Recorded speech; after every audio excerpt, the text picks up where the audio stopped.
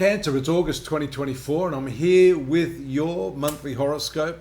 It's important this month because you see this Mars-Jupiter combination here in the 12th house.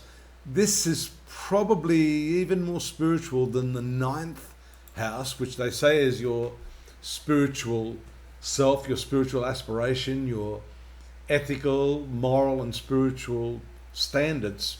But this 12th house does away with all of the genuflections to institutionalized religion and philosophy, that sort of thing, and gives you a deeper insight into the real meaning of your spirituality. Now, you'll notice here on the 4th, this new moon in your 2nd house, just as Mercury is going stationary retrograde.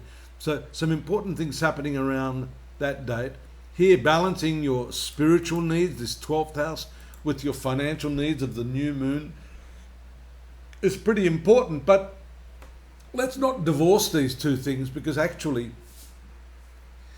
the spiritual momentum that you're looking for requires you to embrace this material aspect of life, to not divorce the spiritual awareness from the purely mundane aspects of your existence. I think that's the secret here. You're driven here, but it doesn't mean sitting down for hours and hours staring at your navel. It means more getting into the moment, studying carefully and passionately engaging in what it is that you do. And that, I think, is going to be the way forward, both spiritually and financially this month. You'll notice this retrograde Mercury. It rules your 3rd house of contracts. Hello, it rules this 12th house of spirituality as well. So here, you may not get this immediately, but as Mercury moves back into this 2nd house in its retrograde motion, I think you're going to connect the dots here. You're going to not just think about what I'm saying, you're going to actually have an experience of this spirituality in action, what I call actionless action, selfless action, which is simply getting into the moment, just giving everything your best shot.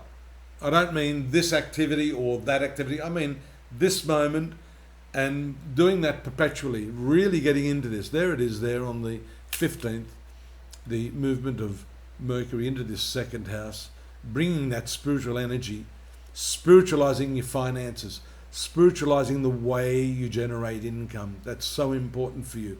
And then keep your eye out on this 8th house full moon on the 20th. 8th house is shared resources. It's the money that you acquire through, from, or with other people. There it is. It's a very intense full moon as it crosses that Plutonian energy there. That's very, very powerful. That takes place on the 20th and gives you even deeper insight. That 8th house, as well as ruling shared finances, has to do with the psychology of intimacy, your shared time with someone else. That's a physical house. Astrologers call it the sexual house. That 12th house in Vedic astrology is called Sukhasthana. Sukha meaning bed, sthana house, bed pleasures. That's the house of sexuality along with this 8th house. You see that full moon and also the conjunction of Mars and Jupiter activate your level of intimacy at that time. You could be questioning aspects of your intimacy in your relationships now as well, as shown by that retrograde Mercury. You see, that's also aspecting that 8th house. So communication is very, very important, especially if you're frustrated about the way things aren't going. Having your needs met is very, very important. And the reappraisal of these sorts of aspects of your life are shown by the retrogression of planets. There we see Mercury, the planet ruling your marital affairs, Saturn, also retrograde. Neptune ruling your 9th house of spiritual ideals. A lot of these planets are giving you an opportunity to rethink your strategy, your relationships, your modality of communication, also shown here by this combination of the Sun and Venus in this third house of communication and the way you think. So it's important also to note Mercury and the Sun have actually exchanged their zodiac signs.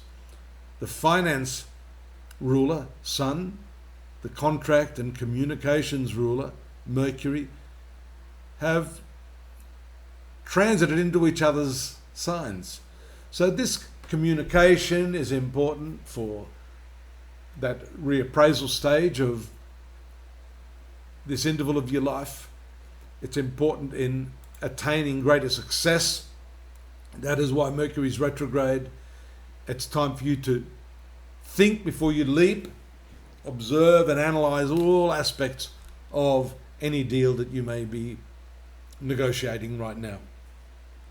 Take a look at astrology.com.au. There's always more there for you, even on this particular month. That's astrology.com.au. If you've got some generosity in your heart, why don't you subscribe and hit that like button for us so we can, lift the channel a little more. With your help, we can do that. And I hope you'll look after yourself till I see you next month. Same time, same channel here. Bye for now.